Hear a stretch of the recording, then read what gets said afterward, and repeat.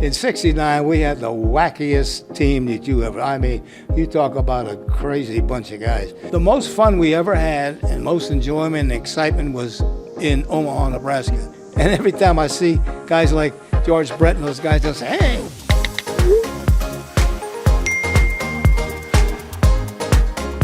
Welcome back to the latest edition of Chasers Chat presented by Lamson Dugan Murray. I'm the voice of the Omaha Storm Chasers, Nick Batters, and this week we're chatting with former Omaha Royals manager Jack McKeon.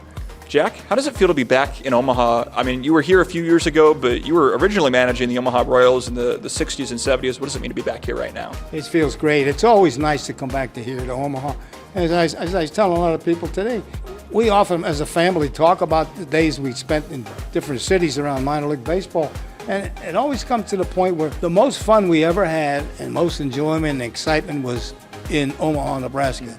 And I think that was a tribute to the fans and the community for the way they treated us and the players. Do you have a favorite memory from your time in Omaha managing both on the field but also off the field as well? Well, going to the Junior World Series was a special thing. But coming back to Omaha in 55 years ago and you might say resurrecting professional baseball back here because they had been out of baseball for a number of years. And it was our job to try to jumpstart the enthusiasm for pro baseball. Sure. And of course, when you come in and win back-to-back pennants and go to the Junior World Series, it all catches on. And thankfully that, the people that have followed us all here have kept up that tradition. What made those two championship teams in 1969 and 1970, back-to-back American Association champions, what made those teams so special? Well, I think it was the talent that we had. In '69, we had the wackiest team that you ever, I mean, you talk about a crazy bunch of guys. And if you remember, that was expansion years, so we had a lot of ex-major leaguers. But the key to that team was the young kids that I argued for, Paul Splittor, Steve Busby, Al Fitzmaurice, Jerry Cram, all those young guys. And the farm director at the time was Charlie Metro. And he kept saying, no, you can't have these guys. You can't have them. I said, well, I kept arguing. He finally got him. He said, okay, you'll be sorry. Don't call me in the middle of the season, want help. Well, all those guys, they ended up winning 12, 14 games apiece, and we walked away with the pennant. In '69 and '70, we came back with a club that was trailing, I think, on July 4th by about 12 games.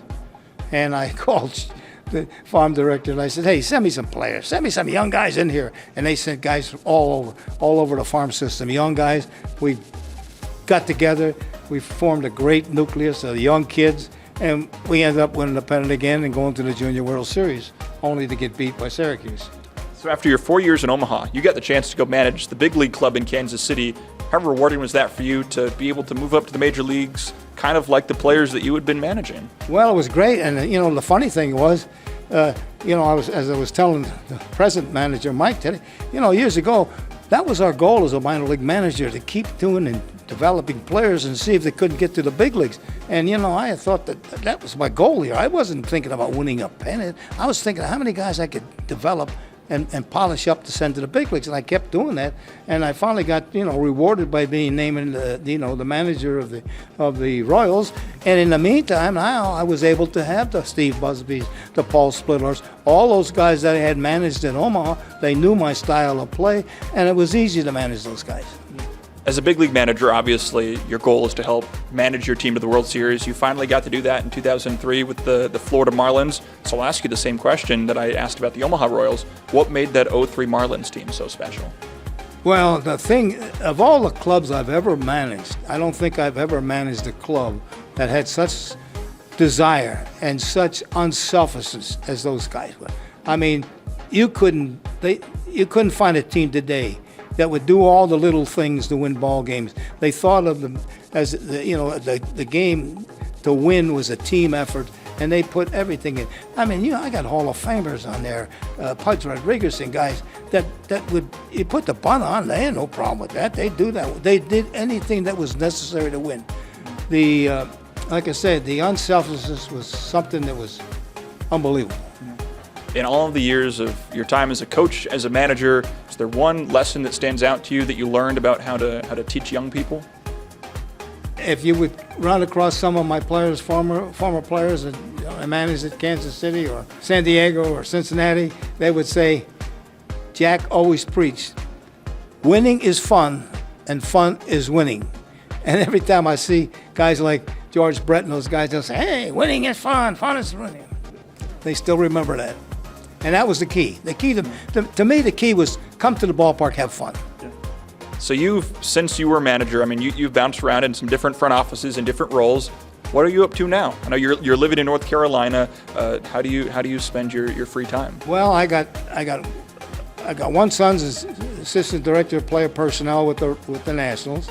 I got one son's a Philly scout, and I got two grandsons that are college coaches, and I got 5 other grandkids that I watch playing baseball now. I decided this year that I was going to spend some time with them. I mean, now when you're out of the active role of, participating and making decisions, it's difficult to just go out and watch games. Yeah. So I decided, hey, I'm just going to spend the next few years with watching these kids play.